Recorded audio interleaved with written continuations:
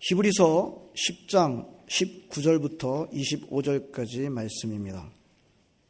그러므로 형제들아, 우리가 예수의 피를 힘입어 성소에 들어갈 담력을 얻었나니 그 길은 우리를 위하여 휘장 가운데로 열어놓으신 새로운 살 길이요 휘장은 곧 그의 육체니라.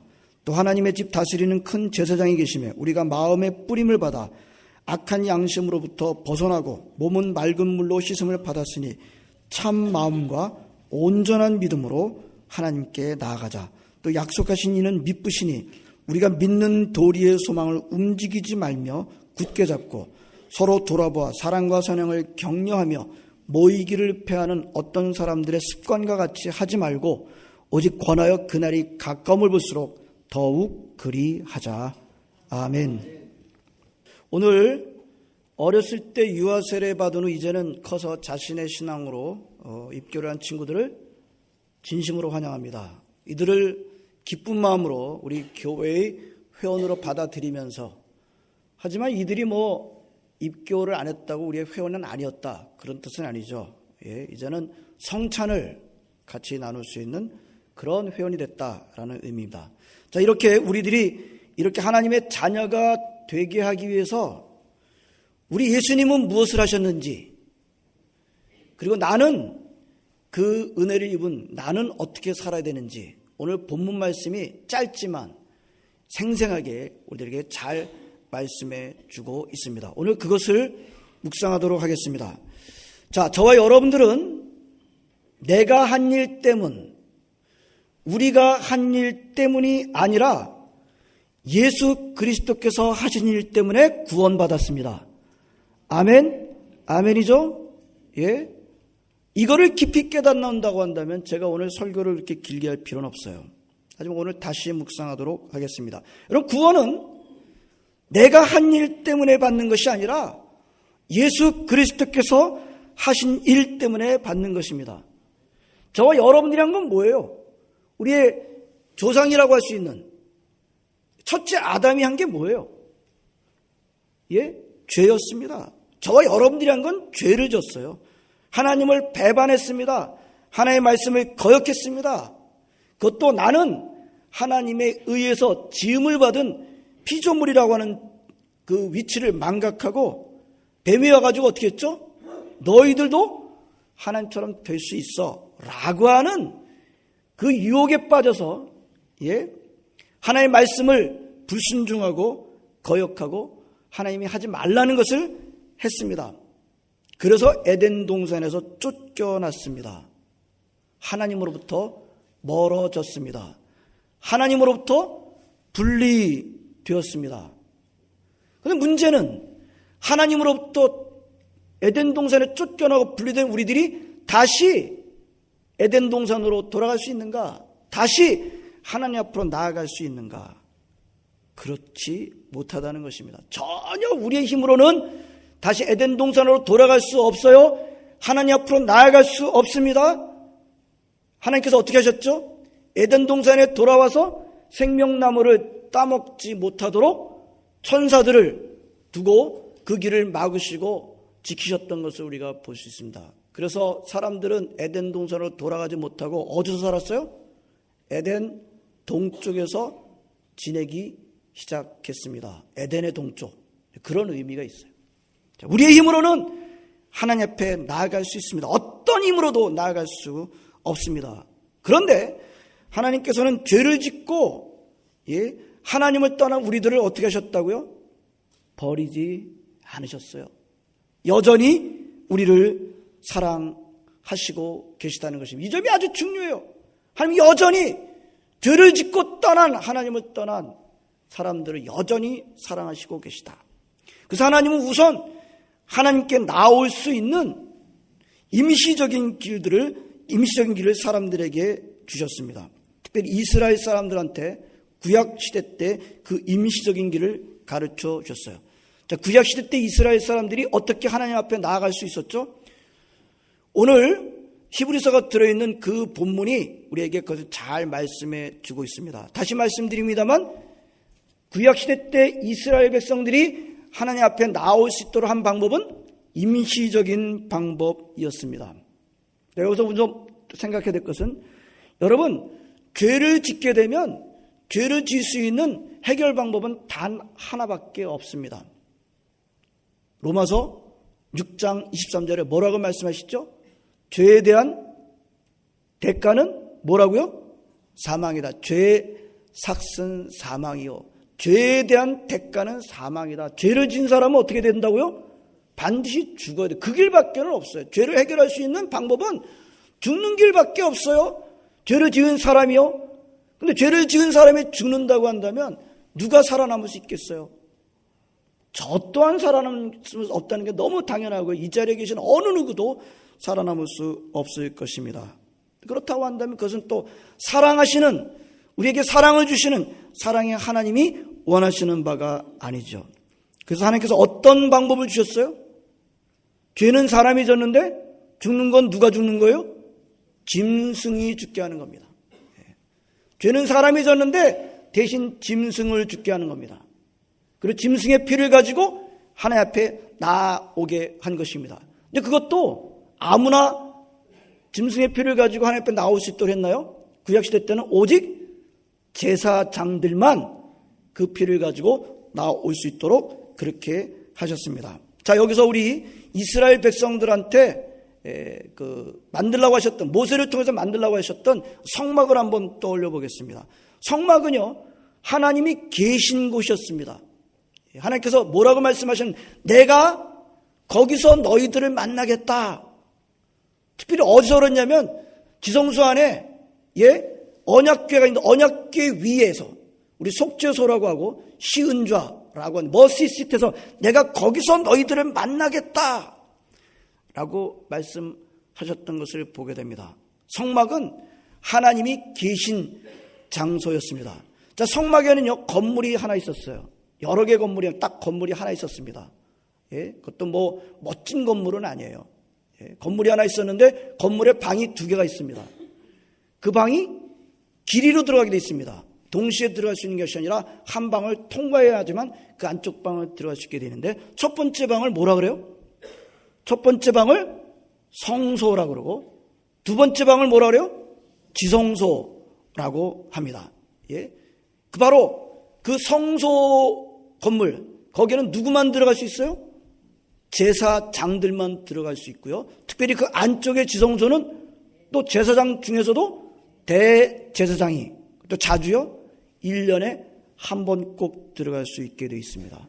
성소가, 하나님께서 성소를 통해서 우리한테 말씀해 주시고자 하시는 의미가 뭐죠? 죄를 지은 인간은 하나님 앞에 아무나 나올 수 없다는 것을 말씀해 주는 것입니다. 죄를 지은 인간들은 하나님과 분리되어 있다. 죄를 지은 인간들은 하나님 앞에 아무나 나올 수 없다. 그 성소에 들어가는 문은 뭐로 되어 있는가 하면 커튼으로 되어 있습니다. 휘장으로 되어 있습니다. 여러분 아시죠? 그 커튼. 그 커튼이 의미하는 바가 뭘까요? 거룩하신 하나님과 죄를 지은 인간 사이에 분리된 장벽을 말합니다. 근데 오늘 19절부터 20절 말씀은 구약의 이 임시적인 방법이, 임시적으로 하나님 만나는 방법이 어떻게 됐다고 말씀하고 있어요? 예수 그리스도에 의해서 완전히 바뀌어졌다라고 말씀하고 있습니다. 예수 그리스도께서 십자가에 달려 죽으심으로, 다시 말해 모든 사람의 죄를 위해서 자기 몸을 십자가에서 찢으시는 대속적 죽음을 죽으심으로 말미암아 하나님과 죄를 지은 사람 사이에 나뉘어졌던 것을 상징하는 그 휘장이 어떻게 됐다고요? 찢어졌다. 어떻게 찢어졌어요? 위에서부터 아래로 찢어졌다. 사람이 찢은 것이 아니라 하나님이 찢으셨다고 하는 것을 그렇게 말씀하고 있는 것을 보게 됩니다. 그런데 그 분리의 장도 휘장을 오늘 20절 말씀에 뭐라 그래요? 그것이 무엇이었다고요? 20절 말씀, 19절 말씀, 20절 말씀입니다. 휘장은 곧 그의 육체니라. 그 휘장은 그리스도의 몸이었다. 그리스도의 육체였다. 말하자면 예수 그리스도께 십자가 달려 죽으심으로, 자기 몸이 찢기심으로 말미암아 하나님과 사람 사이에 막힌 장벽이 그것을 찢으셨다라고 말씀하시고요. 그래서 뭐가 생겼다고요? 거기에 길이 생겼다고 말씀하고 있습니다. 들어갈 수 있는 길이 생겼다. 이 길을 뭐라고 말씀하고 있어요? 20절에 새로운 살 길이다라고 말씀하고 있습니다. 그렇습니다. 그 길은 전혀 새로운 길입니다. 동물의 피로 나아갈 수 있었던 길이 아니라 하나님의 아들 예수 그리스도의 보혈로 말미암아 생긴 길인 것입니다. 그래서 아까 우리가 그 의미를 기억하는 떡과 잔을 먹으면서 주님 예수 그리스도께서 찢기신 몸과 흘리신 피로 제가 하나님 앞에 나아갈 수 있게 됐습니다. 이 새 언약에 제가 동참하고 있습니다. 라고는 의미가 가장 중요하다고 한 것입니다. 자, 그러면 중요한 것은 그러면 그렇게 예수 그리스도께서 자기의 몸을 찢으심으로 열어놓으신 그 새로운 살 길은 아무나 들어갈 수 있나요? 성소는 이제 그 휘장이 찢어졌으니까 아무나 들어갈 수 있나요? 19절이 뭐라고 말씀하고 있죠? 그러므로 형제들아 뭐라고 말씀하고 있어요? 우리가 예수의 피를 힘입어. 여전히 같은 말씀이에요. 구약 성경에는 짐승의 피를 가지고 임시적으로 들어갔지만 이제 새 언약하에서는 어떻게 들어가야 되는 것을 말씀하고 있습니까? 예수의 피를 힘입어 보혈의 능력을 힘입어 갈 수 있다고 말씀하고 있어요. 주님께서 그 휘장을 찢으셨지만 아무나 들어갈 수 있는 게 아니에요. 예? 누가 들어갈 수 있어요? 예수의 피를 힘입는 사람이 들어갈 수가 있는 것입니다. 아무나 들어가는 것이 결코 아닙니다. 그러나 예수의 피를 힘입는 사람이라면 누구나 들어갈 수 있습니다. 그러므로 성도 여러분, 아무나와 누구나를 잘 구별하실 수 있기를 바랍니다. 자, 여기까지가 우리 예수 그리스도께서 하신 일입니다. 이것 때문에 우리가 성소에 들어갈 수 있게 됐어요. 우리가 한 일이 아니에요. 전부 예수 그리스도께서 하신 일입니다. 한번 따라서 하겠습니다. 나는 내가 한 일 때문이 아니라 예수 그리스도께서 하신 일 때문에 구원받는다. 아멘. 예, 기억하시기 바랍니다. 이것이 우리가 한 일이 아니에요. 우리가 한 것은 에덴 동산에서 죄졌어요. 예, 그러나 예수 그리스도께서 자기 몸을 찢으심으로 말미암아 새로운 살 길을 열어주신 것입니다. 자, 그런데 그 다음에 그렇게 예수 그리스도의 보혈의 능력을 입은 사람은 어떻게 살아야 되나? 시간이 많이 가서 제가 짧게 줄여서 하도록 하겠습니다. 22절에 맨 끝에 부분에 뭐라고 말씀하세요? 맨 끝에 부분에 뭐라고 말씀하세요? 참 마음과 온전한 믿음으로 하나님께 나아가자. 자, 참 마음도 놔두시고 온전한 믿음으로 하나님 앞에 나아가야 하는 것입니다. 예? 온전한 믿음을 가지고 나아가야 되는데 그 다음에 온전한 믿음이 나아가는 게 도대체 뭡니까? 라고 할 때 오늘 본문은 세 가지를 말씀해 주고 있어요. 첫 번째 23절에 뭐라고 말씀하시는가 하면 우리가 믿는 도리의 소망을 움직이지 말며 굳게 잡고, 간단하게 말씀드리면 여러분들이 이미 배우신 그리스도의 복음의 진리, 예? 여러분 강대상에서 또 여러분 목사님들, 전도사님들, 선생님들 통해서 배운 그 복음의 진리에서 떠나지 마시길 바랍니다. 굳게 잡고 흔들리지 마시길 바랍니다. 움직이지 말며 굳게 잡고. 여러분, 하나님은 흔들리는 것 좋아하지 않으세요? 예? 복음의 진리에서 흔들리는 건 더더군다나 좋아하지 않아요. 우리 하나님 흔들리는 거 기뻐하시는 분이 아니에요. 흔들리는 건 누구의 특징인지 아세요? 악인의 특징이에요. 흔들리는 건 의인의 특징이 아닙니다. 우리 하나님 어떠신 분이세요? 바위이십니다. 산성이십니다. 요새이십니다. 변하지 않는 분이세요. 흔들리지 않는 분이세요. 그러므로 그분 앞에 저는 온전한 믿음으로 나아가는 사람은 어떻게 해야 됩니까? 그분을 따라서 흔들리지 않아야 하는 것입니다. 이미 여러분들이 배운 복음의 진리에서 흔들리지 않으셔야 하는 것입니다. 이것이 온전한 믿음의 첫 번째고요. 두 번째 24절에 뭐라고 말씀하셔요? 서로 돌아봐 사랑과 선행을 격려하며. 서로 돌아보아 사랑과 선행을 격려하라고 말씀하고 있습니다. 여러분, 믿음 생활은 혼자 하는 것이 아닙니다. 예.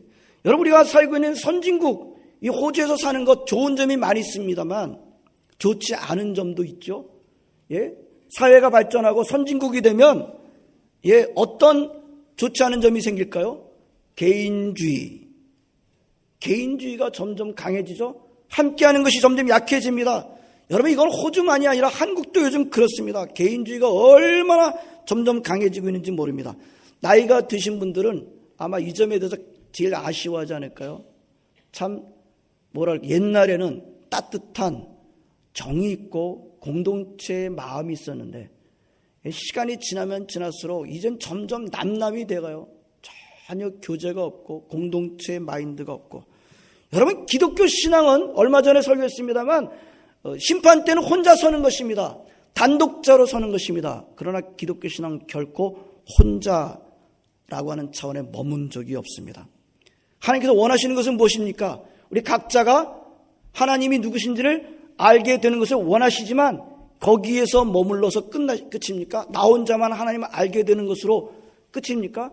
아니에요. 하나님은 세상의 사람들이 하나님 먼저 알고 있는 우리들을 통해서 궁극적으로 세상의 사람들이 모두 다 하나님을 알게 되기를 원하시는 것입니다. 그러므로 기독교 신앙은 결코 개인적인 차원에서만 머문 적이 없어요. 폴 트루니에라고 하는 그런 학자는 이런 말을 했습니다. 세상에서는 혼자서는 못할 일이 딱 두 가지가 있다. 뭡니까? 혼자서 못할 일이. 결혼은 혼자서 못해요. 그 다음에 뭐라고 말하냐면 그리스도인이 되는 것이다. 결혼도 혼자서 못하지만 그리스도인이 되는 것도 혼자 할 수 없다. 많은 사람들이 무교회주의 같은 얘기를 해요. 교회 안 다니고 혼자서 예수 믿는 것, 온전한 믿음이 될 수가 없습니다. 온전한 믿음은 혼자서 얻을 수가 없어요. 누가 필요해요? 옆에 있는 브라더 시스터들이 필요합니다. 교회가 필요합니다. 온전한 믿음은 혼자서는 얻을 수가 없습니다. 온전한 믿음이 되려면 같이 가야 하는 것입니다. 예수 그리스도의 피를 입어 하나님 앞에 서게 된 사람이 가져야 될 온전한 믿음은 서로 돌아보고 사랑과 선행을 격려하는 방향으로 가게 되어 있습니다. 자, 세 번째는 우리가 잘 알고 있는 말씀 25절에 뭐라고 말씀하세요? 좀 줄여서 하겠습니다. 어떻게 하라 그래요?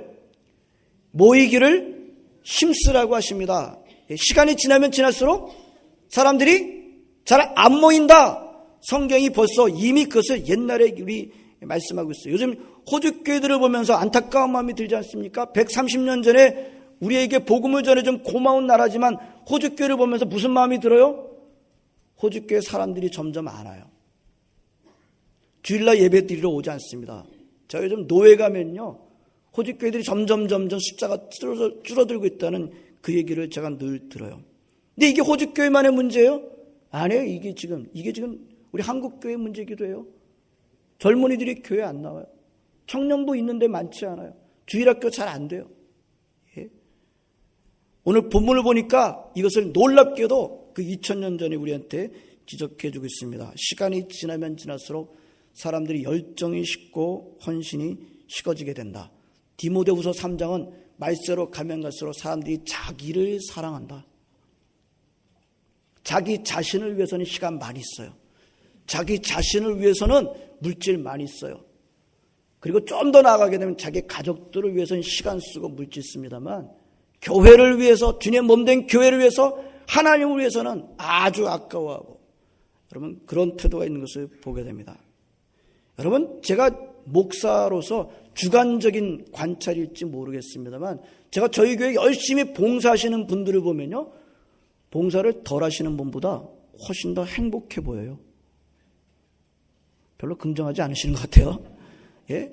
교회 와가지고 시간 들이고 귀중한 시간을 들여서 열심히 봉사하는 들 보면 얼마나 뭐라 그럴까요? 감동이 있고 감사가 있고 기쁨이 넘치는지 몰라요. 근데 그렇지 않은 분들은 그렇지 않은 것 같아요. 주관적인 판단이라만 보지 마시고, 저도 판단력이 있는 사람입니다. 예. 여러분, 소홀하게 듣지 않으시면 좋겠습니다. 교회는 열심히 모여야 합니다. 그렇죠? 초대교회 교인들은 얼마나 모였다고요? 매일 모였어요, 매일. 초대교회 교인들은 매일 모였어요. 교회는 열심히 모여야 됩니다. 열심히 모여야 믿음이 생겨나고, 열심도 생겨나고, 헌신도 생겨나는 것입니다. 예.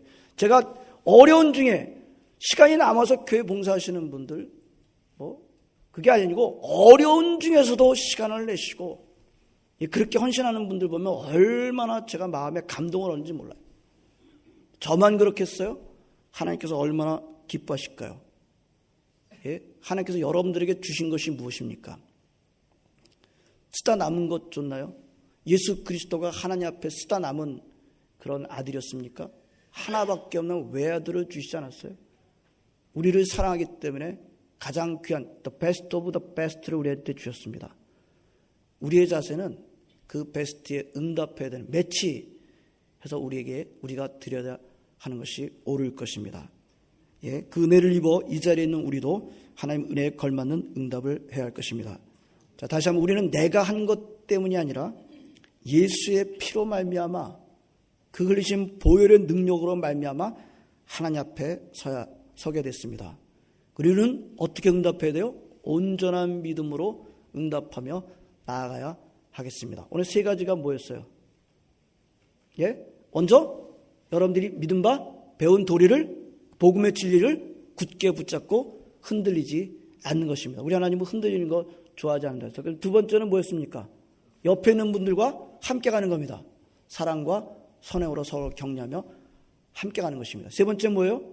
모이기를 힘쓰는 것입니다. 구체적으로 아주 굉장히 구체적으로 우리한테 말씀해 주고 있는데 오늘 예수 그리스도의 피를 힘입어 성소에 들어감을 얻은 여러분들 오늘 이 말씀을 기억하시면서 참으로 이미 배운 복음의 진리에서 흔들리지 말고 옆에 있는 사람들과 함께 사랑과 선행으로 격려하며 함께 열심히 모이며 온전한 믿음으로 나아가시는 여러분 모두가 되시기를 진심으로 바랍니다.